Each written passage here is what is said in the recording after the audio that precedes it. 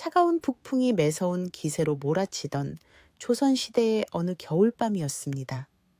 눈은 이미 한자 높이로 쌓여 있었고 앙상한 나뭇가지들은 서로 부딪히며 서걱거리는 소리를 냈는데 그 소리마저 마을 끝 외딴 초가삼간의 고독을 더욱 깊게 만들 뿐이었습니다. 김선비. 이름은 문호라 불리는 그는 그 초가집 안에서 홀로 겨울을 나고 있었습니다. 그의 주변에는 두꺼운 장작 대신 얇은 책들이 쌓여 있었고 가난과 외로움이 마치 벗처럼 그를 감싸 안고 있었지요. 문호의 삶은 태어날 때부터 혹독한 운명에 갇혀 있었습니다.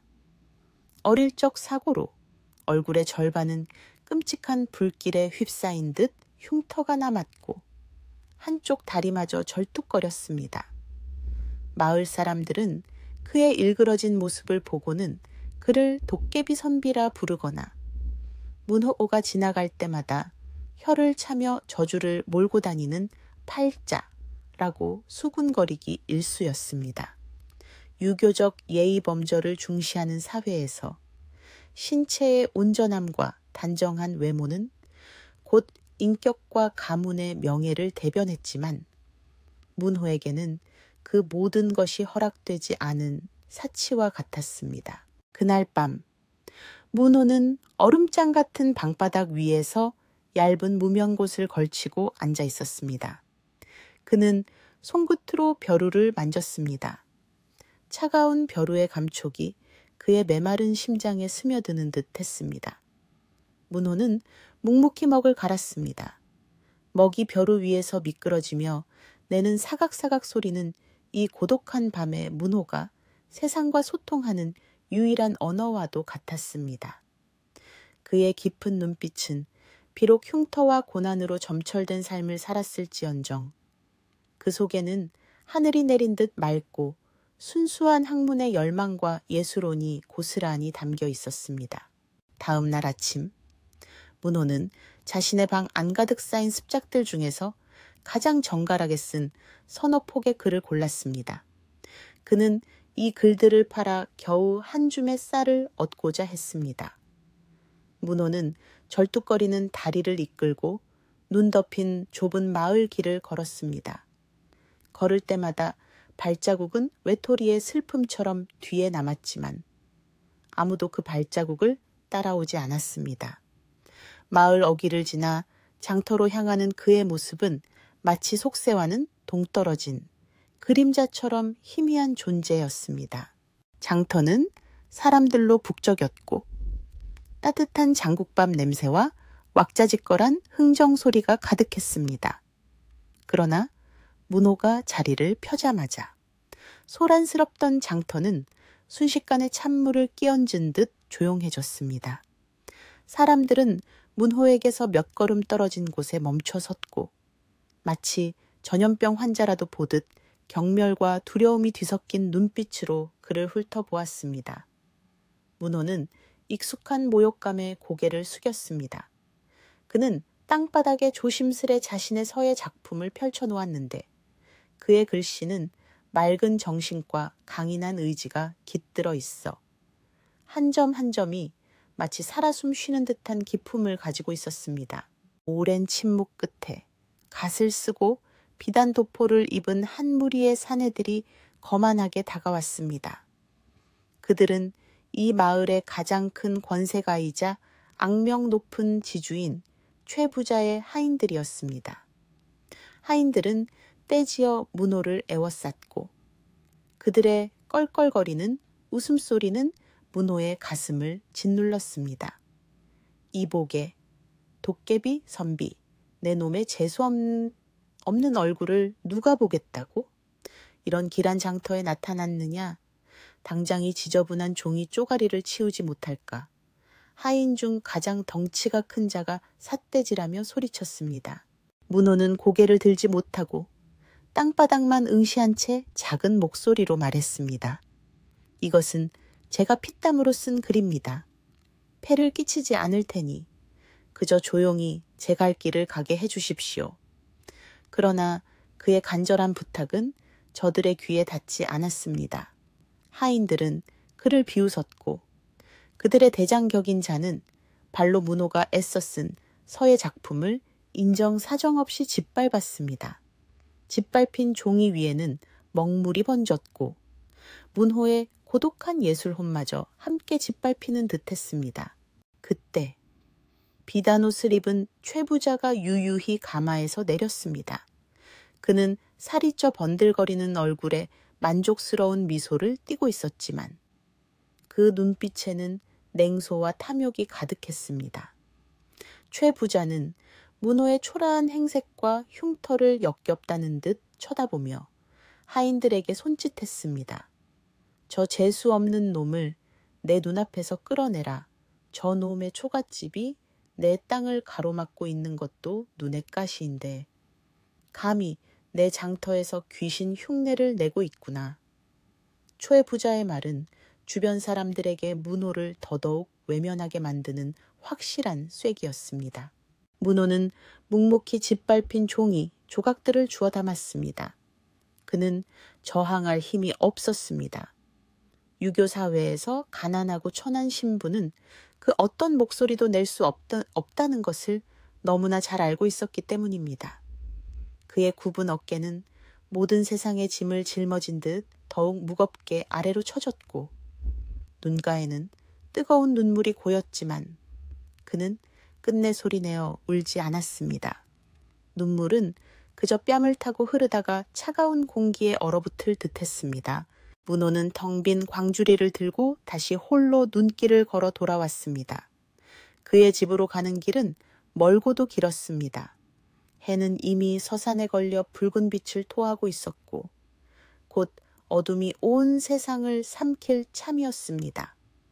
그의 마음은 짓밟힌 종이처럼 너덜너덜해졌고 아무리 발버둥 쳐도 벗어날 수 없는 깊은 절망감이 그를 짓눌렀습니다. 그의 촉가집 굴뚝에서는 연기 한 줄기조차 피어오르지 않았는데 이는 밥을 지을 쌀조차 없다는 슬픈 증거였습니다. 그는 그저 얼어붙은 방에 돌아와 낡은 이불을 덮고 이 고통스러운 하루가 빨리 지나가기를 기도할 수밖에 없었습니다. 문호는 며칠 동안 아무것도 먹지 못했습니다. 배고픔보다 더 견디기 힘든 것은 세상이 자신에게 보내는 멸시였습니다. 그는 더 이상 붓을 들 기운조차 없었고 그저 창밖의 차가운 설경만을 멍하니 바라보고 있었습니다. 그의 초라한 방 안은 지독한 고독과 절망의 냄새로 가득 차 있었고 겨울의 추위는 그의 심장 깊은 곳까지 파고들었습니다. 문호는 이대로 눈을 감는다면 이 고통스러운 삶도 끝이 나지 않을까 하는 유혹에 흔들리기 시작했습니다. 바로 그때였습니다. 밖에서 날카로운 비명소리가 들려왔습니다. 그것은 사람의 비명이라기보다는 필사적으로 도움을 요청하는 듯한 짐승의 울음소리에 가까웠습니다. 문호는 얇은 담요를 벗어 던지고 문을 열었습니다. 매서운 칼바람이 그의 흉터를 후벼 파는 듯했지만 그는 소리가 나는 곳으로 절뚝거리며 걸어갔습니다.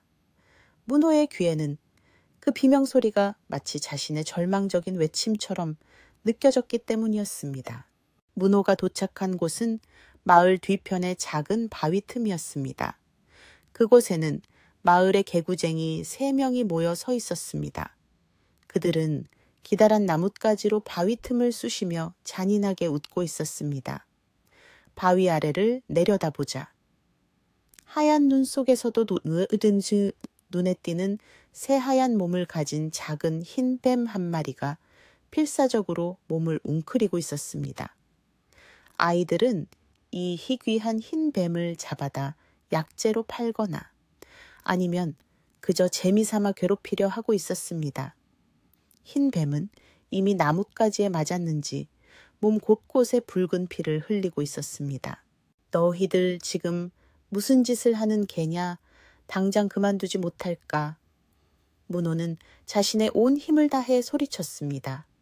그의 흉터가 더욱 험악하게 일그러졌지만 그의 눈빛은 뱀을 향한 연민으로 가득 차 있었습니다. 아이들은 문호의 갑작스러운 출현에 깜짝 놀랐습니다. 그들은 문호를 도깨비라고 놀리며 두려워했지만 이내 다시 기세등등해졌습니다. 이 도깨비 선비가 감히 우리 노는데 끼어드는 거야. 너나 내 다리나 잘 챙겨. 아이들은 문호를 비웃으며 돌을 던지려 했습니다. 문호는 자신의 굶주림과 추위를 잊은 채 재빨리 흰뱀 쪽으로 몸을 숙였습니다. 그는 아이들이 던진 돌을 등과 어깨로 맞으면서도 자신의 얇은 무명옷을 찢어 흰뱀의 상처를 조심스럽게 감싸 주었습니다.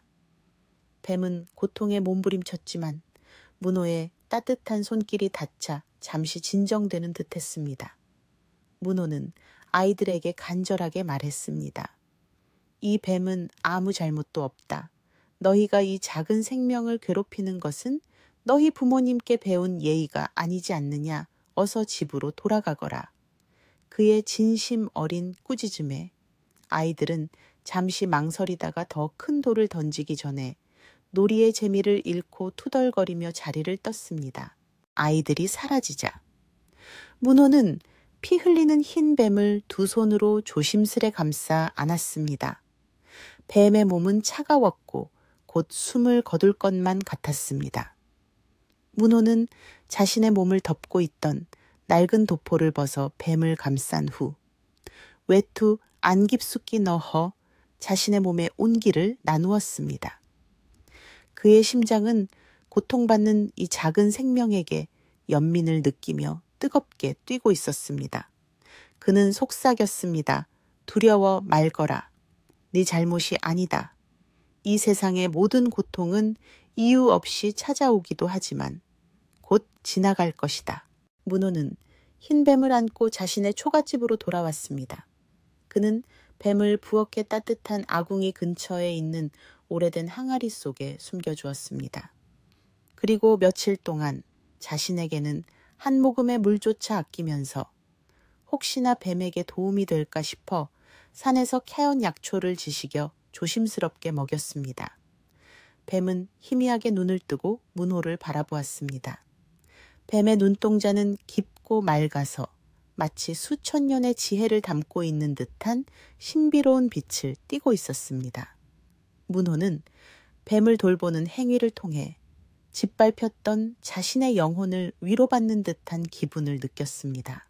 사흘 밤낮이 지나자 흰 뱀은 기운을 차리고 사라졌습니다. 문호는 텅 빈 항아리를 보고 왠지 모를 서운함을 느꼈지만 동시에 작은 생명이 다시 자연으로 돌아갔다는 사실에 안도했습니다. 이제 다시 그의 방에는 절망과 고독만이 남겨졌습니다. 문호는 이제 완전히 기진맥진했습니다. 며칠간의 굶주림과 찬 공기에 맞선 몸은 더 이상 버틸 힘이 없었습니다. 그날 저녁, 갑자기 하늘이 뒤집히는 듯한 폭풍설이 몰아쳤습니다. 바람은 초가집의 문짝을 부술 듯 맹렬하게 흔들었고 눈보라는 창호지 사이로 스며들어 방 안을 하얗게 덮었습니다. 문호는 이 극심한 추위를 이기지 못하고 낡은 담요를 뒤집어 쓴 채 의식을 잃어갔습니다. 결국 이렇게 끝나는구나. 차라리 잘된 일인지도 모르겠다. 그는 마지막 생각을 했습니다. 문호가 깊은 잠에 빠져들었을 때 밖에서 문을 두드리는 소리가 들렸습니다. 소리는 작았지만 폭풍설을 뚫고 희미하게 전해져 왔습니다. 문호는 환청이라 생각했지만 소리는 다시 한번 들렸습니다. 간신히 몸을 일으킨 그는 비틀거리며 문을 열었습니다. 거친 눈보라와 바람 속에서 한 여인이 서 있었습니다. 그녀는 하얀 한복을 입고 있었는데 눈 속에 서 있음에도 불구하고 전혀 추위에 떨고 있는 것 같지 않았습니다. 그녀의 피부는 눈꽃처럼 희었고 눈빛은 깊은 밤하늘의 별처럼 맑고 고요했습니다. 여인은 문호의 흉터를 보았지만 놀라거나 피하지 않았습니다. 오히려 그녀의 눈빛에는 깊은 안쓰러움과 감사의 빛이 서려 있었습니다. 이 깊은 눈 속에 길을 잃은 나그네입니다. 잠시 하룻밤만 쉬어갈 수 있도록 은혜를 베풀어 주시겠습니까? 여인의 목소리는 맑고 청가하여 마치 옥구슬이 굴러가는 듯 했습니다. 문호는 그녀의 갑작스러운 출현과 신비로운 분위기에 놀랐지만 이 극심한 폭풍우 속에 여인을 내칠 수는 없었습니다. 들어오시오. 허나 저의 집은 너무나 누추하고 드릴 것이 없습니다. 문호는 떨리는 목소리로 겨우 말했습니다. 여인은 조용히 들어와 문호의 낡은 방문을 닫았습니다. 그녀는 밖에서 몰고 들어온 매서운 냉기 대신 알 수 없는 따뜻함과 은은한 난초 향기를 방 안에 퍼뜨렸습니다. 여인은 자신을 한 백년 바일리안 포탄이라 소개했습니다. 백년은 문호의 지쳐 쓰러질 듯한 모습을 보고는 아무 말 없이 부엌으로 향했습니다. 문호가 쌀 한 톨도 없다고 말했지만 백년은 어디선가 가져왔는지 맑은 쌀을 찾아냈고 불씨 하나 남아있지 않던 아궁기에 능숙하게 불을 지폈습니다. 매캐한 연기가 아닌 구수한 밥 냄새가 초가집 가득 퍼져나가자 문호는 눈물마저 흐르는 듯한 따뜻함을 느꼈습니다. 백년은 문호에게 따뜻한 쌀죽을 건네었습니다. 문호는 오랜만에 느껴보는 온기와 맛의 눈물을 글썽였습니다. 어찌하여 낯선 저에게 이토록 친절을 베푸시는 것입니까? 문호가 묻자 백년은 미소를 지었습니다. 길 잃은 나그네에게 친절을 베푸는 것은 당연한 인지상정 렌치창칭이지요. 더구나 선비님께서는 저에게 큰 은혜를 베풀어 주셨습니다. 며칠 동안 저의 몸을 따뜻하게 감싸주시고 상처를 보듬어 주신 은혜를 어떻게 잊을 수 있겠습니까? 문호는 그녀의 말뜻을 이해하지 못하고 고개를 갸웃거렸습니다. 백년은 더 이상 설명하지 않았습니다. 그녀는 문호의 흉터를 무서워하기는커녕 정성껏 약초를 다려 흉터에 발라주었습니다. 그녀가 곁에 있는 것만으로도 초가집은 더 이상 차갑거나 외롭지 않았습니다. 그날 밤 문호는 평생 처음으로 깊고 평안한 잠에 빠져들었습니다. 폭풍설이 창밖을 휩쓸었지만 그의 방 안은 마치 봄날처럼 따스했습니다. 절망의 끝에서 만난 이 신비로운 여인. 백년은 문호의 삶에 찾아온 한 줄기 따뜻한 햇살과도 같았습니다. 100년이 온 후로 문호의 초가집에는 이전에 없던 온기가 감돌기 시작했습니다. 100년은 말수가 적었지만 움직임 하나하나가 정갈하고 세심했습니다. 그녀는 문호가 먹을 깔때면 묵묵히 곁에서 맑은 샘물을 떠다 주었고 문호가 글씨를 쓸 때면 방 안의 습도를 조절하듯 은은한 향을 피워 집중을 도왔습니다. 그녀는 문호의 흉터나 절뚝거리는 다리를 의식하지 않았고 오직 그의 맑은 눈빛과 내면의 깊은 울림만을 바라보았습니다. 100년의 존재는 문호에게 짓밟혔던 자존심과 꺾였던 의지를 다시 일으켜 세우는 조용한 힘이 되었습니다. 문호는 100년 덕분에 다시 붓을 들었습니다. 그는 절망과 고독 대신 희망과 애정이 담긴 글을 쓰기 시작했습니다.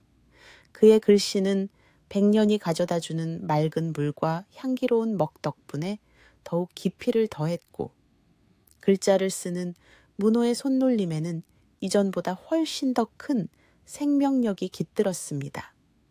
100년은 문호가 붓을 들지 않을 때면 언제나 곁에서 바느질을 하거나 약초를 다듬었는데 그녀의 하얀 손끝에서 나오는 섬세한 기운은 초가집을 평화로운 안식처로 만들었습니다. 어느덧 겨울이 물러가고 따뜻한 봄바람이 불어오기 시작했습니다. 꽁꽁 얼어붙었던 땅이 녹고 산에는 파릇파릇한 새싹이 돋아났습니다. 바로 그 시기 마을에는 아주 중요한 소식이 전해졌습니다.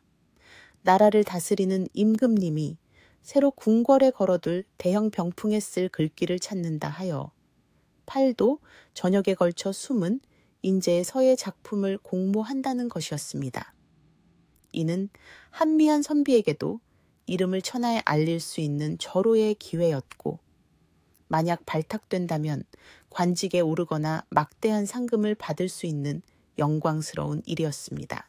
이 소식에 가장 먼저 반응한 것은 당연히 마을의 지주인 최 부자였습니다. 최 부자는 자신이 지닌 부와 권력으로 이 영광을 차지하고자 했습니다.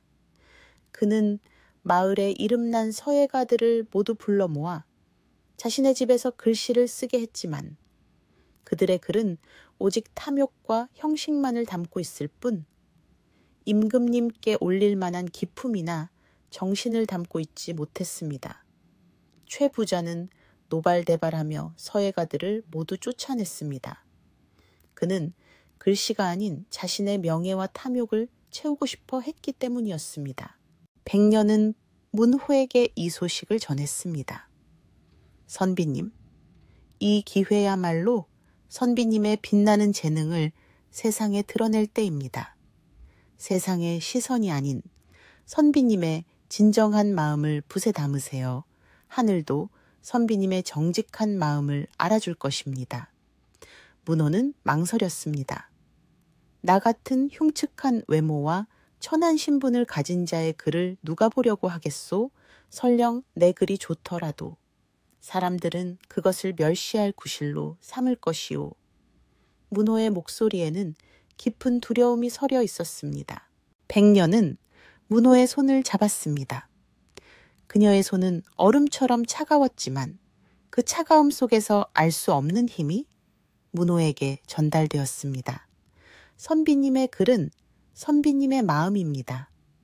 그 글에는 세상의 어떤 명필도 담아낼 수 없는 살아있는 생명과 고난을 이겨낸 의지가 담겨 있습니다. 이 세상의 어둠 속에서도 빛을 잃지 않은 연꽃처럼 선비님의 글은 분명히 빛날 것입니다. 백년은 신비로운 미소를 지으며 문호가 예전에 뱀에게 베풀었던 연민과 친절에 대해 이야기하는 듯했습니다. 문호는 백년의 격려에 힘을 얻어 붓을 들었습니다. 백년은 그때부터 매일 아침 깨끗한 물과 자신이 특별히 조제한 먹을 갈아 문호에게 바쳤습니다. 그녀가 간 먹은 짙은 먹빛 사이로 은은한 난초 향기가 피어올랐는데 그 향기는 정신을 맑게 하고 마음을 평온하게 해주는 듯했습니다. 문호는 며칠 밤낮을 꼬박 세우며 글을 썼습니다. 그는 자신의 억울함, 고독, 그리고 백년을 만나 얻게 된 희망까지 모든 감정을 붓끝에 집중했습니다. 드디어 대형 화선지 위에 태평천하 타이핑 티안샤 4글자가 완성되었습니다. 문호의 글씨는 단정하면서도 강인했고 회 하나하나에 숭고한 정신이 깃들어 있었습니다. 글씨를 보는 순간 마치 깊은 산속의 맑은 계곡물 소리가 들리는 듯했고 흉흉했던 그의 초갓집 방 안에는 알 수 없는 경이로움과 평화의 기운이 감돌았습니다. 백년은 완성된 글씨를 보고 감격하여 눈물을 흘렸습니다. 선비님, 이것이야말로 하늘이 내린 글입니다. 소문은 빠르게 퍼져나갔습니다. 초의 부자의 집에서 쫓겨난 한 서예가가 문호의 집 근처를 지나다가 문호의 초갓집에서 흘러나오는 먹의 신성한 기운을 느끼고는 문호의 작품을 보게 되었습니다. 그는 충격을 받았고 그 즉시 마을 사람들에게 문호의 글씨에 대해 떠들었습니다. 저 도깨비 선비가 쓴 글이 마치 신선이 쓴 듯하더라. 이 소문은 곧 최 부자의 귀에도 들어갔습니다. 최 부자는 믿을 수 없었습니다. 그 흉측한 도깨비가 감히 자신보다 나은 글을 썼다는 사실을 인정할 수 없었습니다. 최 부자는 즉시 하인들을 이끌고 문호의 촉가집을 덮쳤습니다. 문호는 마당에 서 있었고 그의 뒤에는 백년이 조용히 문을 지키고 있었습니다. 초의 부자는 문호의 글씨를 보자마자 탐욕의 눈빛을 감추지 못했습니다. 내 이놈, 내 놈이 감히 어디서 이런 귀한 종이와 먹을 구했느냐. 분명히 내 서재에서 훔친 것이 아니냐. 흉물스러운 내 놈이 이런 글씨를 쓸 리가 없다. 초의 부자는 사실이 아니라는 것을 알았지만 오직 자신의 명예를 위해 문호의 업적을 도둑질하려고 했습니다. 아닙니다. 부자 어른. 문호는 떨렸지만 단호한 목소리로 대답했습니다. 이것은 그가 평생 처음으로 세상의 부당함에 맞서서 내는 외침이었습니다. 이 글은 제가 피와 땀으로 완성한 것입니다. 어르신께서 보시는 것은 글씨가 아니라 오직 저의 천한 외모와 신분일 뿐입니다. 이 글씨의 깃든 정신은 어르신의 그릇된 탐욕으로는 결코 훔칠 수 없을 것입니다. 문호의 말은 마치 화살처럼 최 부자의 심장을 꿰뚫었습니다. 최 부자는 모욕감을 느끼고 경노했습니다. 그는 하인들에게 문호를 끌어내고 글씨를 빼앗으라 명했습니다. 하인들이 달려들자 백년은 문호의 앞에 나섰습니다. 그녀는 연약해 보였지만 그녀의 눈빛은 무서운 위험을 담고 있었습니다. 하인들이 그녀에게 다가서자 갑자기 초가집 주변에 모든 바람이 멈추고 백년의 하얀 한복에서 신비로운 기운이 피어오르는 듯했습니다. 하인들은 알 수 없는 공포에 질려 감히 그녀에게 손을 대지 못하고 뒷걸음질 쳤습니다. 최 부자는 당황했고 문호의 뒤에 서 있는 이 신비로운 여인에게서 기이한 힘을 느꼈습니다. 그럼에도 불구하고 최 부자는 자신의 권력을 믿고 오만하게 소리쳤습니다. 당장 저 요망한 계집을 내쫓고 그를 가져와라. 내가 이 마을의 법이다. 그러나 문호는 이번에는 물러서지 않았습니다. 그는 백년이 준 용기를 품고 흉터가 있는 얼굴을 정면으로 들어 최 부자를 응시했습니다. 그의 눈빛은 이전의 비굴함 대신 정의로운 분노로 타오르고 있었습니다. 문호의 당당한 태도와 백년의 신비로운 보호 아래 최 부자는 결국 아무것도 얻지 못하고 분을 사기며 물러나야 했습니다. 문호는 처음으로 자신의 재능과 용기로 세상의 멸시와 맞서 이겼습니다. 이 소박한 승리는 그의 인생에 있어서 가장 중요한 전환점이었습니다. 문호의 태평천하 글씨가 왕실서의 공모전에 익명으로 제출된 지 몇 주가 흘렀습니다. 마을 사람들은 문호의 용감한 행동과 최 부자의 굴욕적인 퇴각에 대해 수군거렸습니다. 어떤 이들은 문호의 글씨가 정말로 훌륭할지 궁금해했고 또 어떤 이들은 그 신비로운 여인 백년에 대해 두려움과 경이로움을 동시에 느꼈습니다. 그러나 여전히 많은 이들은 문호의 흉측한 외모와 가난한 신분 때문에 그가 성공하리라고는 믿지 않았습니다. 어느 맑은 아침, 마을 어귀에 붉은 깃발을 꽂은 관군 행렬이 도착했습니다. 이는 단순한 사또의 행차가 아니었습니다. 조정에서 임금님의 명을 받아 직접 파견된 김 감찰사의 어명이 담긴 행렬이었습니다. 마을 사람들은 모두 숨을 죽였습니다. 감찰사는 정문을 활짝 열어젖힌 최 부자의 으리으리한 기와집 대신 마을 끝 초라한 문호의 초가삼간 앞으로 향했습니다. 감찰사의 등장만으로도 이미 하늘의 뜻이 어디에 있는지가 명확하게 드러나는 듯했습니다. 초의 부자는 자신의 집이 아닌 문호의 집으로 향하는 관군 행렬을 보고 경악했습니다. 그는 안색이 새하얗게 질린 채 허둥지둥 문호의 집으로 달려왔습니다. 최 부자는 문호의 집 앞에서 감찰사에게 아첨하며 자신의 글씨가 진정한 태평천하의 정신을 담고 있다고 우겼습니다. 감찰사 나으리, 이 천한자의 글은 겉만 번지르르 할 뿐 감히 나라의 근본을 논할 수 없습니다. 진정한 명필은 이 늙은이의 서재에 있습니다. 초의 부자는 거짓을 외쳤습니다. 김 감찰사는 수염을 쓰다듬으며 엄숙하게 말했습니다. 닥치시오. 임금님께서 친히 보신 글씨는 종이가 아닌 글에 담긴 정신을 보셨습니다. 감찰관들이 수많은 작품 중 단 하나의 작품을 추려냈는데 그 글에는 어떤 필적에서도 느껴보지 못한 백성을 향한 깊은 연민과 세상을 바로잡으려는 강한 의지가 담겨 있었습니다. 그 글은 비록 익명으로 제출되었으나 그 안에 깃든 기운은 범접할 수 없는 경지였습니다. 감찰사는 이어 문호에게 공손히 절을 올리며 임금님의 분부대로 그에게 하사품을 전달했습니다. 바로 그때 최 부자는 마지막 발악을 했습니다.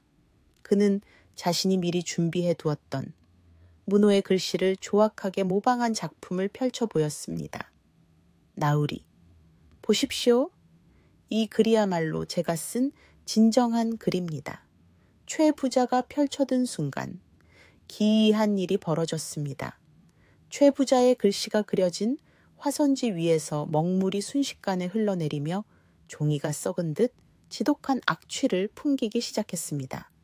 종이에 그려진 글자는 형체를 알아볼 수 없을 정도로 엉망진창이 되었고 악취는 최 부자의 탐욕과 거짓을 상징하는 듯했습니다. 최 부자는 얼굴이 흑빛이 되어 무릎을 꿇었습니다.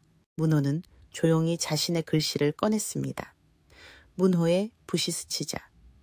종이에 먹물이 깊이 스며들며 맑고 은은한 빛을 발했습니다. 그의 글씨는 오히려 더욱 강렬한 생명력을 내뿜었고 그 신성한 기운에 마을 사람들은 저도 모르게 고개를 숙였습니다. 감찰사는 엄격한 목소리로 최 부자에게 판결을 내렸습니다. 최 부자는 글씨를 훔치려 했을 뿐만 아니라 수년간 가난한 농민들에게 가혹한 소작료를 징수하고 협박하는 등 악행을 일삼았음이 밝혀졌다. 임금님의 명에 따라 재산을 몰수하고 그 죄를 엄중히 다스릴 것이다. 최 부자는 하루아침에 모든 것을 잃었습니다. 그는 자신의 욕심 때문에 가장 귀한 것을 놓쳤고 결국 모든 부와 명예를 잃은 채 외톨이로 살아가게 되었습니다. 이 모든 것은 문호가 겪었던 고통에 대한 세상의 공정한 보답, 즉 인과응보, 인고잉바오였습니다. 마을 사람들은 그제야 문호가 진정한 선비이며 그의 외모가 아닌 그의 순수한 마음과 천재성을 칭송하기 시작했습니다. 임금님은 문호의 글씨에 감동하여 그에게 높은 관직을 제안했습니다. 그러나 문호는 고개를 저었습니다. 그는 벼슬보다는 평온한 삶과 백년과의 조용한 행복을 택했습니다. 소신은 벼슬의 뜻이 없습니다. 그저 맑은 물과 벗삼아 학문과 예술에 전념하며 살기를 원할 뿐입니다. 다만 이웃을 돕고 그를 가르치며 살 수 있도록 허락해 주십시오. 문호는 임금님에게서 하사받은 금전과 물품으로 마을 사람들을 도왔고 자신의 촉갓집을 헐어 그곳에 작은 서당을 지었습니다. 그는 그곳에서 100년과 함께 조용히 살았는데 사람들은 그들의 행복한 모습에서 깊은 평화를 느꼈습니다. 문호의 서당에서 나오는 글씨는 모두에게 행운과 지혜를 가져다 준다고 하여 그의 글씨는 곧 보물처럼 여겨졌습니다. 어느 해 봄, 문호는 100년에게 조용히 물었습니다. 100년, 당신은 대체 어디서 온 사람이요? 폭풍우 치던 밤. 당신이 내 집에 온 것은 결코 우연이 아닐 것이오. 그리고 당신의 손길이 닿은 곳마다 왜 이토록 따스함과 생기가 넘치는 것이오. 100년은 빙긋이 미소 지었습니다. 그녀의 미소는 산에 핀 하얀 연꽃처럼 맑고 아름다웠습니다. 선비님께서는 기억하지 못하실 수도 있지만 선비님께서는 혹독한 추위 속에서 죽어가던 작고 하얀 생명에게 마지막 온기와 진심을 나누어 주셨습니다. 선비님의 그 은혜는 백년에게 새로운 삶을 주었고 인간의 모습으로 선비님 곁에 머물게 된 이유가 되었습니다. 백년은 더 이상 자세히 설명하지 않았습니다. 문호는 그제야 백년이 자신이 추위 속에서 구해주었던 흰뱀의 화신임을 깨달았습니다. 문호는 놀랐지만 두려워하지 않았습니다. 그는 백년의 손을 잡았고 그녀의 손은 여전히 차가웠지만 따뜻한 기운을 품고 있었습니다. 당신이 인간이든 신령이든 그 어떤 모습이라도 상관없소. 나는 당신의 순수한 마음을 사랑하고 당신이 나에게 베풀어준 따뜻함을 영원히 잊지 않을 것이오. 세월이 흘러 마을 사람들은 문호와 백년이 사는 집을 은혜의 서당이라 불렀습니다. 사람들은 그들이 사는 곳 주변에서는 언제나 꽃이 일찍 피고 맑은 물이 흐르며 아이들이 지혜롭게 자란다고 믿었습니다. 사람들은 문호의 흉터를 더 이상 도깨비의 표식이라 부르지 않고 연민의 상징이라 불렀습니다. 문호와 백년은 그 후로 오랫동안 행복하게 살았으며 그들의 이야기는 입에서 입으로 전해져 내려오면서 세상 사람들에게 진정한 아름다움은 겉모습이 아닌 베풀 줄 아는 마음과 사랑에 있다는 깊은 교훈을 남겼습니다. 이 전설적인 이야기는 대대로 이어져 조선 팔도의 모든 산천에 은혜와 인연의 소중함을 되새기는 울림으로 영원히 남았답니다. 차가운 북풍이 매서운 기세로 몰아치던 조선시대의 어느 겨울밤이었습니다. 눈은 이미 한자 높이로 쌓여 있었고 앙상한 나뭇가지들은 서로 부딪히며 서걱거리는 소리를 냈는데 그 소리마저 마을 끝 외딴 초가삼간의 고독을 더욱 깊게 만들 뿐이었습니다. 김선비. 이름은 문호라 불리는 그는 그 초가집 안에서 홀로 겨울을 나고 있었습니다. 그의 주변에는 두꺼운 장작 대신 얇은 책들이 쌓여 있었고 가난과 외로움이 마치 벗처럼 그를 감싸 안고 있었지요. 문호의 삶은 태어날 때부터 혹독한 운명에 갇혀 있었습니다. 어릴 적 사고로 얼굴의 절반은 끔찍한 불길에 휩싸인 듯 흉터가 남았고 한쪽 다리마저 절뚝거렸습니다.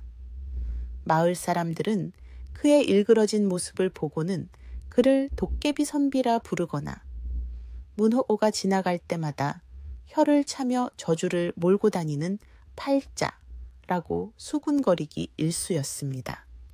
유교적 예의 범절을 중시하는 사회에서 신체의 온전함과 단정한 외모는 곧 인격과 가문의 명예를 대변했지만 문호에게는 그 모든 것이 허락되지 않은 사치와 같았습니다. 그날 밤 문호는 얼음장 같은 방바닥 위에서 얇은 무명곳을 걸치고 앉아 있었습니다.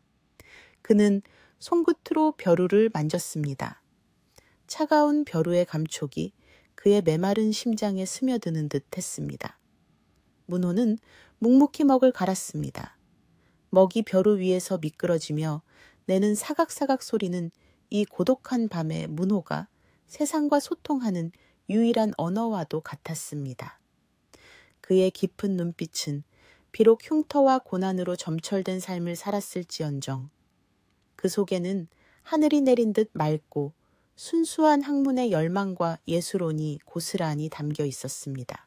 다음 날 아침 문호는 자신의 방 안가득 쌓인 습작들 중에서 가장 정갈하게 쓴 서너 폭의 글을 골랐습니다. 그는 이 글들을 팔아 겨우 한 줌의 쌀을 얻고자 했습니다. 문호는 절뚝거리는 다리를 이끌고 눈 덮인 좁은 마을 길을 걸었습니다. 걸을 때마다 발자국은 외톨이의 슬픔처럼 뒤에 남았지만 아무도 그 발자국을 따라오지 않았습니다. 마을 어귀를 지나 장터로 향하는 그의 모습은 마치 속세와는 동떨어진 그림자처럼 희미한 존재였습니다. 장터는 사람들로 북적였고 따뜻한 장국밥 냄새와 왁자지껄한 흥정 소리가 가득했습니다. 그러나 문호가 자리를 펴자마자 소란스럽던 장터는 순식간에 찬물을 끼얹은 듯 조용해졌습니다. 사람들은 문호에게서 몇 걸음 떨어진 곳에 멈춰 섰고 마치 전염병 환자라도 보듯 경멸과 두려움이 뒤섞인 눈빛으로 그를 훑어보았습니다. 문호는 익숙한 모욕감에 고개를 숙였습니다. 그는 땅바닥에 조심스레 자신의 서예 작품을 펼쳐놓았는데 그의 글씨는 맑은 정신과 강인한 의지가 깃들어 있어 한 점 한 점이 마치 살아 숨 쉬는 듯한 기품을 가지고 있었습니다. 오랜 침묵 끝에 갓을 쓰고 비단 도포를 입은 한 무리의 사내들이 거만하게 다가왔습니다. 그들은 이 마을의 가장 큰 권세가이자 악명 높은 지주인 최 부자의 하인들이었습니다.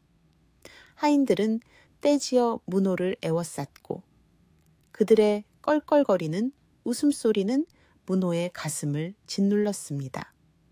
이복에 도깨비 선비 내 놈의 재수 없는 얼굴을 누가 보겠다고?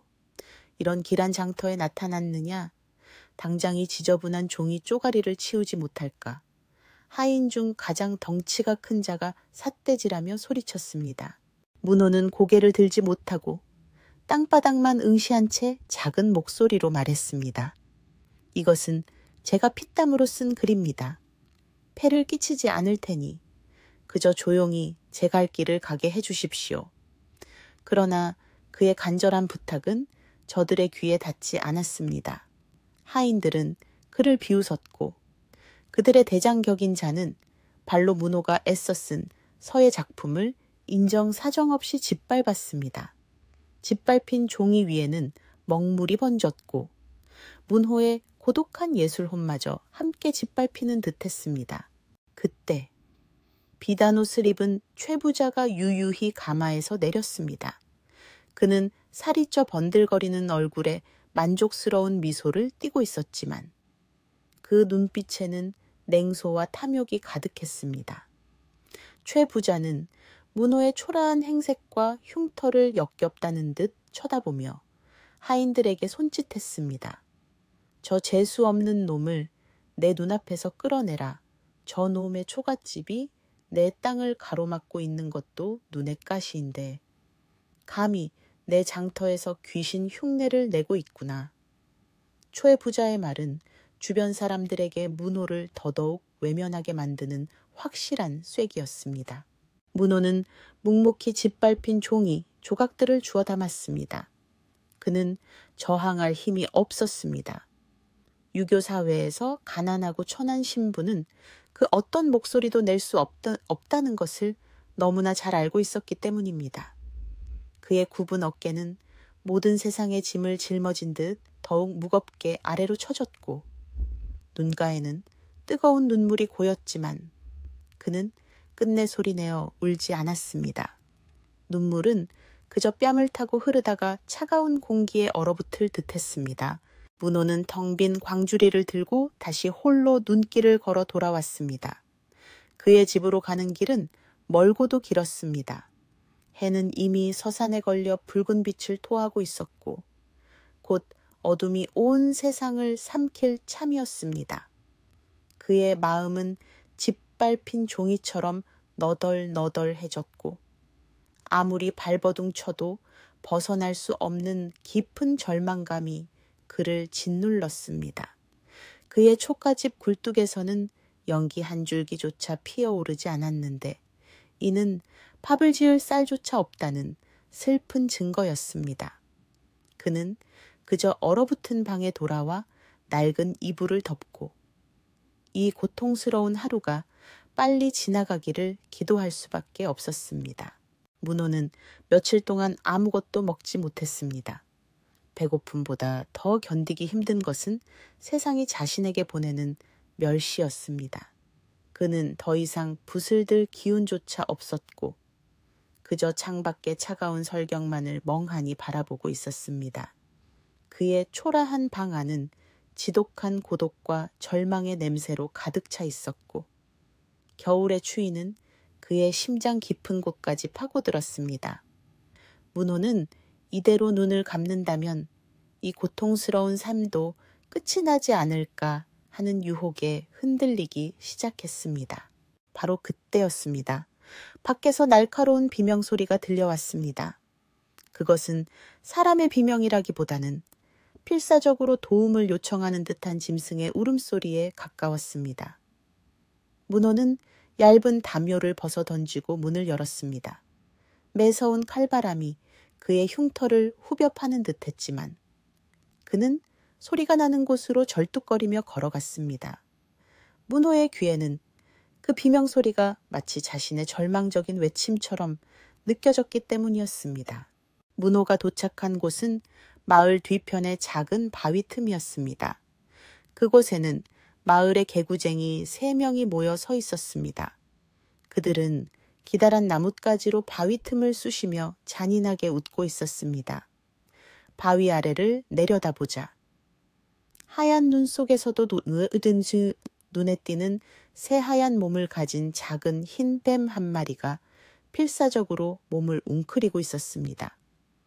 아이들은 이 희귀한 흰 뱀을 잡아다 약재로 팔거나 아니면 그저 재미삼아 괴롭히려 하고 있었습니다. 흰 뱀은 이미 나뭇가지에 맞았는지 몸 곳곳에 붉은 피를 흘리고 있었습니다. 너희들 지금 무슨 짓을 하는 개냐? 당장 그만두지 못할까? 문호는 자신의 온 힘을 다해 소리쳤습니다. 그의 흉터가 더욱 험악하게 일그러졌지만 그의 눈빛은 뱀을 향한 연민으로 가득 차 있었습니다. 아이들은 문호의 갑작스러운 출현에 깜짝 놀랐습니다. 그들은 문호를 도깨비라고 놀리며 두려워했지만 이내 다시 기세등등해졌습니다. 이 도깨비 선비가 감히 우리 노는데 끼어드는 거야. 너나 내 다리나 잘 챙겨. 아이들은 문호를 비웃으며 돌을 던지려 했습니다.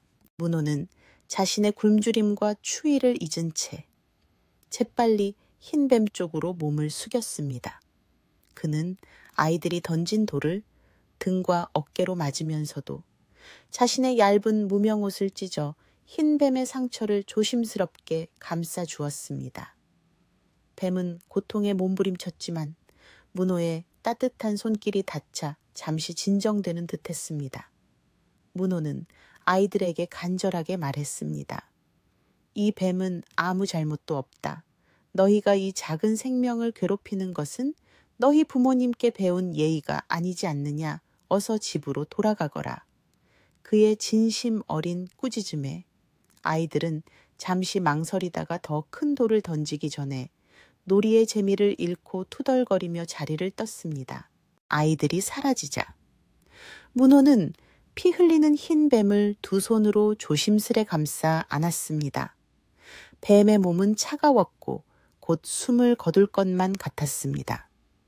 문호는 자신의 몸을 덮고 있던 낡은 도포를 벗어 뱀을 감싼 후 외투 안 깊숙이 넣어 자신의 몸에 온기를 나누었습니다. 그의 심장은 고통받는 이 작은 생명에게 연민을 느끼며 뜨겁게 뛰고 있었습니다. 그는 속삭였습니다. 두려워 말거라. 네 잘못이 아니다. 이 세상의 모든 고통은 이유 없이 찾아오기도 하지만 곧 지나갈 것이다. 문호는 흰 뱀을 안고 자신의 초가집으로 돌아왔습니다. 그는 뱀을 부엌의 따뜻한 아궁이 근처에 있는 오래된 항아리 속에 숨겨주었습니다. 그리고 며칠 동안 자신에게는 한 모금의 물조차 아끼면서 혹시나 뱀에게 도움이 될까 싶어 산에서 캐온 약초를 지식여 조심스럽게 먹였습니다. 뱀은 희미하게 눈을 뜨고 문호를 바라보았습니다. 뱀의 눈동자는 깊고 맑아서 마치 수천 년의 지혜를 담고 있는 듯한 신비로운 빛을 띠고 있었습니다. 문호는 뱀을 돌보는 행위를 통해 짓밟혔던 자신의 영혼을 위로받는 듯한 기분을 느꼈습니다. 사흘 밤낮이 지나자 흰 뱀은 기운을 차리고 사라졌습니다. 문호는 텅 빈 항아리를 보고 왠지 모를 서운함을 느꼈지만 동시에 작은 생명이 다시 자연으로 돌아갔다는 사실에 안도했습니다. 이제 다시 그의 방에는 절망과 고독만이 남겨졌습니다. 문호는 이제 완전히 기진맥진했습니다. 며칠간의 굶주림과 찬 공기에 맞선 몸은 더 이상 버틸 힘이 없었습니다. 그날 저녁, 갑자기 하늘이 뒤집히는 듯한 폭풍설이 몰아쳤습니다. 바람은 초가집의 문짝을 부술 듯 맹렬하게 흔들었고 눈보라는 창호지 사이로 스며들어 방 안을 하얗게 덮었습니다. 문호는 이 극심한 추위를 이기지 못하고 낡은 담요를 뒤집어 쓴 채 의식을 잃어갔습니다. 결국 이렇게 끝나는구나. 차라리 잘된 일인지도 모르겠다. 그는 마지막 생각을 했습니다.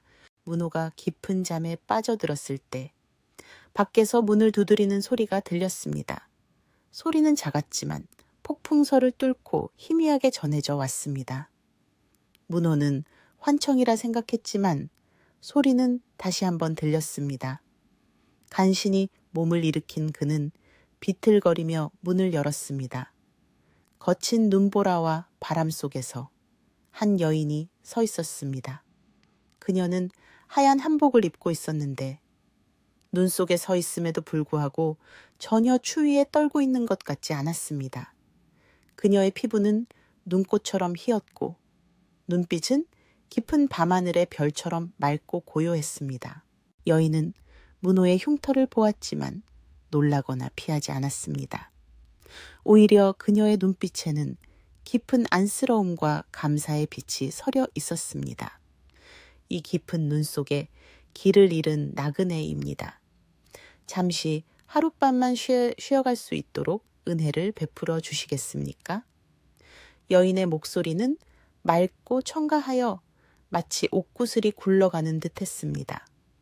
문호는 그녀의 갑작스러운 출현과 신비로운 분위기에 놀랐지만 이 극심한 폭풍우 속에 여인을 내칠 수는 없었습니다.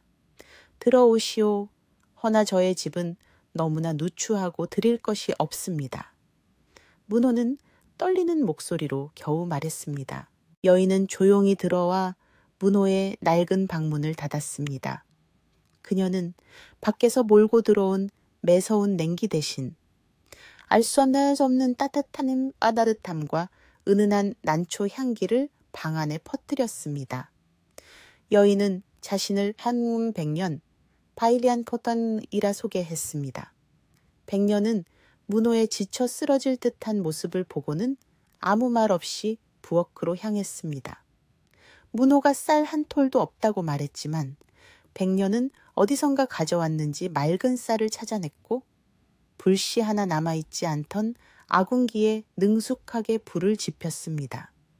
매캐한 연기가 아닌 구수한 밥 냄새가 초가집 가득 퍼져나가자 문호는 눈물마저 흐르는 듯한 따뜻함을 느꼈습니다. 백년은 문호에게 따뜻한 쌀죽을 건네었습니다. 문호는 오랜만에 느껴보는 온기와 맛의 눈물을 글썽였습니다. 어찌하여 낯선 저에게 이토록 친절을 베푸시는 것입니까? 문호가 묻자 백년은 미소를 지었습니다. 길 잃은 나그네에게 친절을 베푸는 것은 당연한 인지상정 렌치창칭이지요. 더구나 선비님께서는 저에게 큰 은혜를 베풀어 주셨습니다. 며칠 동안 저의 몸을 따뜻하게 감싸주시고 상처를 보듬어 주신 은혜를 어떻게 잊을 수 있겠습니까? 문호는 그녀의 말뜻을 이해하지 못하고 고개를 갸웃거렸습니다. 백년은 더 이상 설명하지 않았습니다. 그녀는 문호의 흉터를 무서워하기는커녕 정성껏 약초를 달여 흉터에 발라주었습니다. 그녀가 곁에 있는 것만으로도 초가집은 더 이상 차갑거나 외롭지 않았습니다. 그날 밤 문호는 평생 처음으로 깊고 평안한 잠에 빠져들었습니다. 폭풍설이 창밖을 휩쓸었지만 그의 방 안은 마치 봄날처럼 따스했습니다. 절망의 끝에서 만난 이 신비로운 여인. 백년은 문호의 삶에 찾아온 한 줄기 따뜻한 햇살과도 같았습니다. 100년이 온 후로 문호의 초가집에는 이전에 없던 온기가 감돌기 시작했습니다. 100년은 말수가 적었지만 움직임 하나하나가 정갈하고 세심했습니다. 그녀는 문호가 먹을 깔때면 묵묵히 곁에서 맑은 샘물을 떠다 주었고, 문호가 글씨를 쓸 때면 방 안의 습도를 조절하듯 은은한 향을 피워 집중을 도왔습니다. 그녀는 문호의 흉터나 절뚝거리는 다리를 의식하지 않았고, 오직 그의 맑은 눈빛과 내면의 깊은 울림만을 바라보았습니다. 100년의 존재는 문호에게 짓밟혔던 자존심과 꺾였던 의지를 다시 일으켜 세우는 조용한 힘이 되었습니다. 문호는 100년 덕분에 다시 붓을 들었습니다. 그는 절망과 고독 대신 희망과 애정이 담긴 글을 쓰기 시작했습니다. 그의 글씨는 100년이 가져다주는 맑은 물과 향기로운 먹 덕분에 더욱 깊이를 더했고, 글자를 쓰는 문호의 손놀림에는 이전보다 훨씬 더 큰 생명력이 깃들었습니다. 100년은 문호가 붓을 들지 않을 때면 언제나 곁에서 바느질을 하거나 약초를 다듬었는데, 그녀의 하얀 손끝에서 나오는 섬세한 기운은 초가집을 평화로운 안식처로 만들었습니다. 어느덧 겨울이 물러가고 따뜻한 봄바람이 불어오기 시작했습니다. 꽁꽁 얼어붙었던 땅이 녹고 산에는 파릇파릇한 새싹이 돋아났습니다. 바로 그 시기, 마을에는 아주 중요한 소식이 전해졌습니다. 나라를 다스리는 임금님이 새로 궁궐에 걸어둘 대형 병풍에 쓸 글귀를 찾는다 하여 팔도 저녁에 걸쳐 숨은 인재의 서예 작품을 공모한다는 것이었습니다. 이는 한미한 선비에게도 이름을 천하에 알릴 수 있는 절호의 기회였고, 만약 발탁된다면 관직에 오르거나 막대한 상금을 받을 수 있는 영광스러운 일이었습니다. 이 소식에 가장 먼저 반응한 것은 당연히 마을의 지주인 최 부자였습니다. 최 부자는 자신이 지닌 부와 권력으로 이 영광을 차지하고자 했습니다. 그는 마을의 이름난 서예가들을 모두 불러 모아 자신의 집에서 글씨를 쓰게 했지만, 그들의 글은 오직 탐욕과 형식만을 담고 있을 뿐 임금님께 올릴 만한 기품이나 정신을 담고 있지 못했습니다. 최 부자는 노발대발하며 서예가들을 모두 쫓아냈습니다. 그는 글씨가 아닌 자신의 명예와 탐욕을 채우고 싶어 했기 때문이었습니다. 100년은 문호에게 이 소식을 전했습니다. 선비님, 이 기회야말로 선비님의 빛나는 재능을 세상에 드러낼 때입니다. 세상의 시선이 아닌 선비님의 진정한 마음을 붓에 담으세요. 하늘도 선비님의 정직한 마음을 알아줄 것입니다. 문호는 망설였습니다. 나 같은 흉측한 외모와 천한 신분을 가진 자의 글을 누가 보려고 하겠소? 설령 내 글이 좋더라도 사람들은 그것을 멸시할 구실로 삼을 것이오. 문호의 목소리에는 깊은 두려움이 서려 있었습니다. 100년은 문호의 손을 잡았습니다.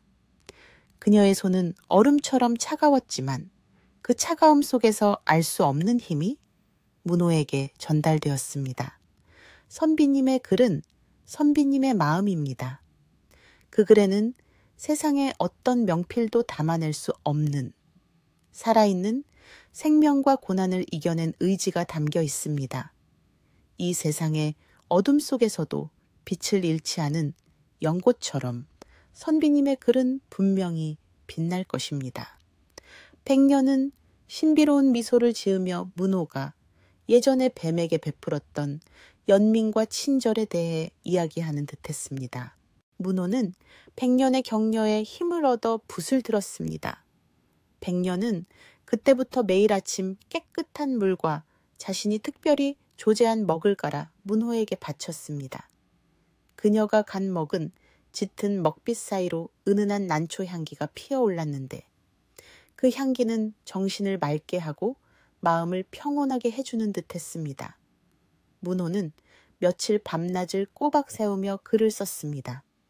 그는 자신의 억울함, 고독, 그리고 100년을 만나 얻게 된 희망까지 모든 감정을 붓끝에 집중했습니다.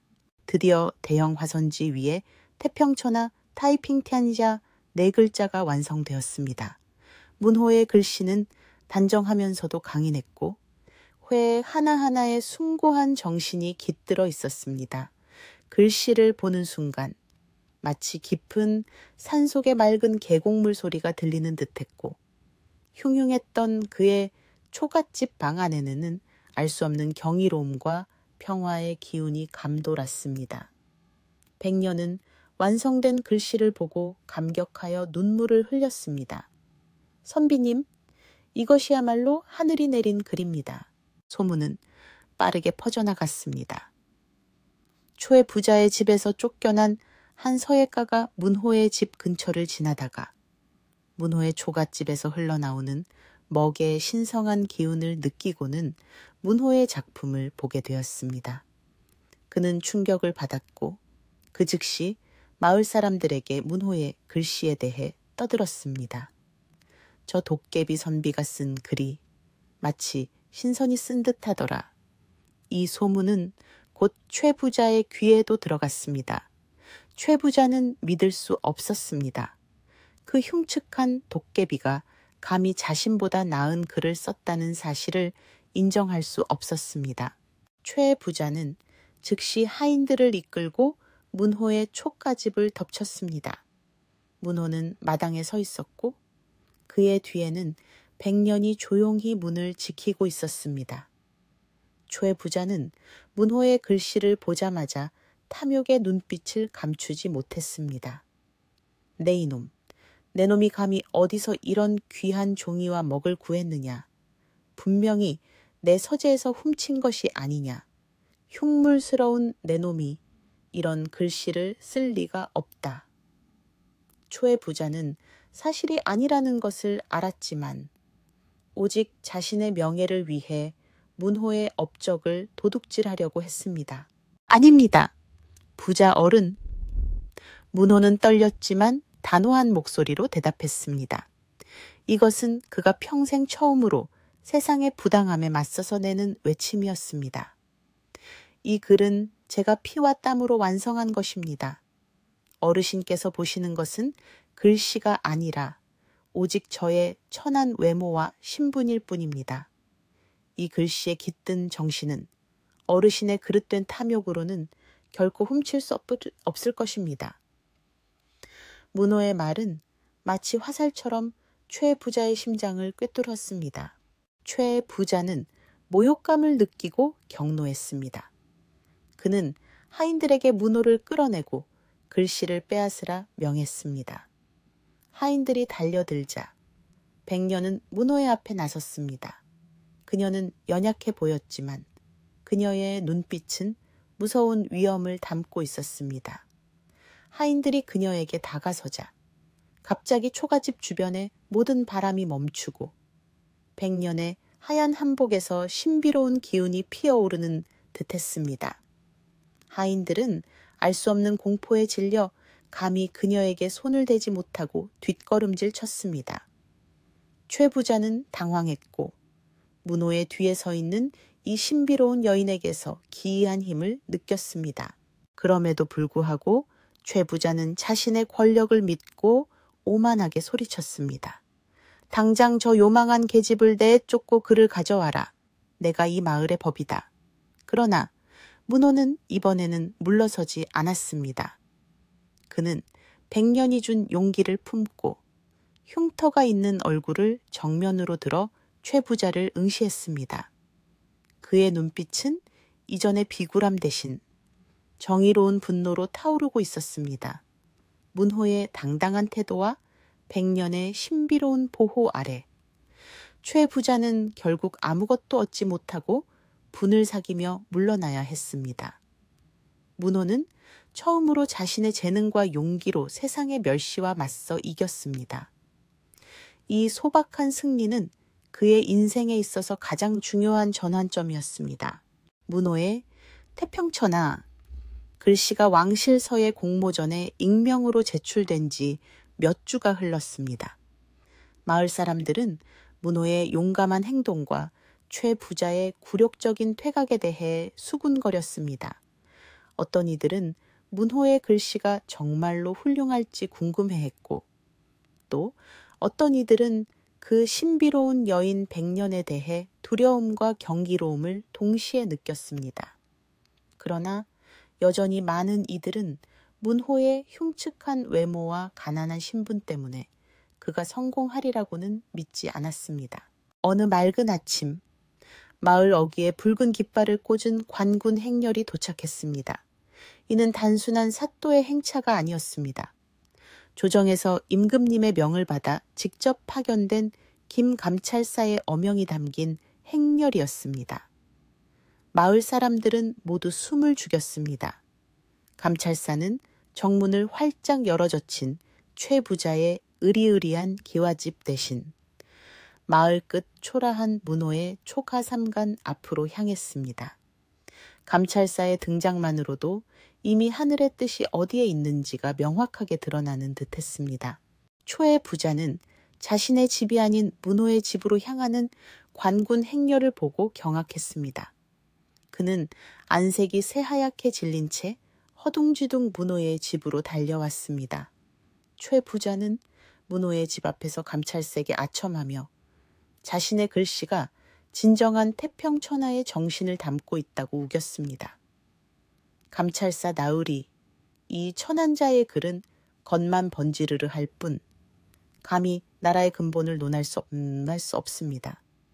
진정한 명필은 이 늙은이의 서재에 있습니다. 초의 부자는 거짓을 외쳤습니다. 김 감찰사는 수염을 쓰다듬으며 엄숙하게 말했습니다. 닥치시오, 임금님께서 친히 보신 글씨는 종이가 아닌 글에 담긴 정신을 보셨습니다.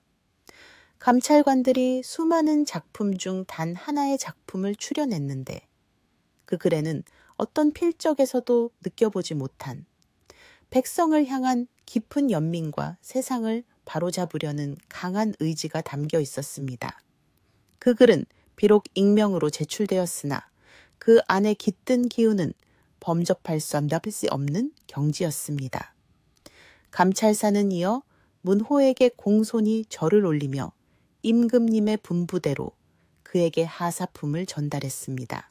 바로 그때 최 부자는 마지막 발악을 했습니다. 그는 자신이 미리 준비해 두었던 문호의 글씨를 조악하게 모방한 작품을 펼쳐 보였습니다. 나으리, 보십시오. 이 글이야말로 제가 쓴 진정한 글입니다. 최 부자가 펼쳐든 순간 기이한 일이 벌어졌습니다. 최 부자의 글씨가 그려진 화선지 위에서 먹물이 순식간에 흘러내리며 종이가 썩은 듯 지독한 악취를 풍기기 시작했습니다. 종이에 그려진 글자는 형체를 알아볼 수 없을 정도로 엉망진창이 되었고 악취는 최 부자의 탐욕과 거짓을 상징하는 듯했습니다. 최 부자는 얼굴이 흑빛이 되어 무릎을 꿇었습니다. 문호는 조용히 자신의 글씨를 꺼냈습니다. 문호의 붓이 스치자 종이에 먹물이 깊이 스며들며 맑고 은은한 빛을 발했습니다.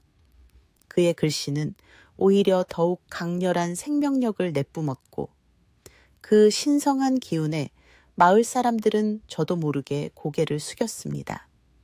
감찰사는 엄격한 목소리로 최 부자에게 판결을 내렸습니다. 최 부자는 글씨를 훔치려 했을 뿐만 아니라 수년간 가난한 농민들에게 가혹한 소작료를 징수하고 협박하는 등 악행을 일삼았음이 밝혀졌다. 임금님의 명에 따라 재산을 몰수하고 그 죄를 엄중히 다스릴 것이다. 최 부자는 하루아침에 모든 것을 잃었습니다. 그는 자신의 욕심 때문에 가장 귀한 것을 놓쳤고 결국 모든 부와 명예를 잃은 채 외톨이로 살아가게 되었습니다. 이 모든 것은 문호가 겪었던 고통에 대한 세상의 공정한 보답, 즉 인과응보, 인고잉바오였습니다. 마을 사람들은 그제야 문호가 진정한 선비이며 그의 외모가 아닌 그의 순수한 마음과 천재성을 칭송하기 시작했습니다. 임금님은 문호의 글씨에 감동하여 그에게 높은 관직을 제안했습니다. 그러나 문호는 고개를 저었습니다. 그는 벼슬보다는 평온한 삶과 백년과의 조용한 행복을 택했습니다. 소신은 벼슬의 뜻이 없습니다. 그저 맑은 물과 벗삼아 학문과 예술에 전념하며 살기를 원할 뿐입니다. 다만 이웃을 돕고 그를 가르치며 살 수 있도록 허락해 주십시오. 문호는 임금님에게서 하사받은 금전과 물품으로 마을 사람들을 도왔고 자신의 촉갓집을 헐어 그곳에 작은 서당을 지었습니다. 그는 그곳에서 100년과 함께 조용히 살았는데 사람들은 그들의 행복한 모습에서 깊은 평화를 느꼈습니다. 문호의 서당에서 나오는 글씨는 모두에게 행운과 지혜를 가져다 준다고 하여 그의 글씨는 곧 보물처럼 여겨졌습니다. 어느 해 봄, 문호는 100년에게 조용히 물었습니다. 100년, 당신은 대체 어디서 온 사람이요? 폭풍우 치던 밤. 당신이 내 집에 온 것은 결코 우연이 아닐 것이오. 그리고 당신의 손길이 닿은 곳마다 왜 이토록 따스함과 생기가 넘치는 것이오. 100년은 빙긋이 미소 지었습니다. 그녀의 미소는 산에 핀 하얀 연꽃처럼 맑고 아름다웠습니다. 선비님께서는 기억하지 못하실 수도 있지만 선비님께서는 혹독한 추위 속에서 죽어가던 작고 하얀 생명에게 마지막 온기와 진심을 나누어 주셨습니다. 선비님의 그 은혜는 100년에게 새로운 삶을 주었고 인간의 모습으로 선비님 곁에 머물게 된 이유가 되었습니다. 100년은 더 이상 자세히 설명하지 않았습니다. 문호는 그제야 100년이 자신이 추위 속에서 구해주었던 흰뱀의 화신임을 깨달았습니다. 문호는 놀랐지만 두려워하지 않았습니다. 그는 100년의 손을 잡았고 그녀의 손은 여전히 차가웠지만 따뜻한 기운을 품고 있었습니다.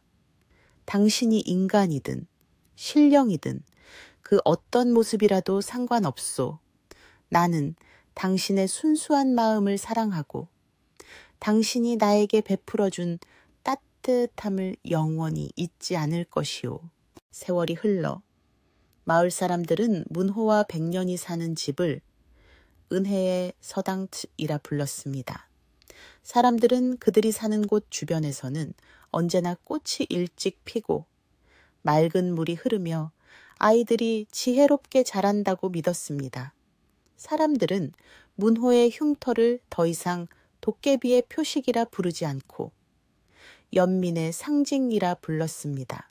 문호와 100년은 그 후로 오랫동안 행복하게 살았으며 그들의 이야기는 입에서 입으로 전해져 내려오면서 세상 사람들에게 진정한 아름다움은 겉모습이 아닌 베풀 줄 아는 마음과 사랑에 있다는 깊은 교훈을 남겼습니다.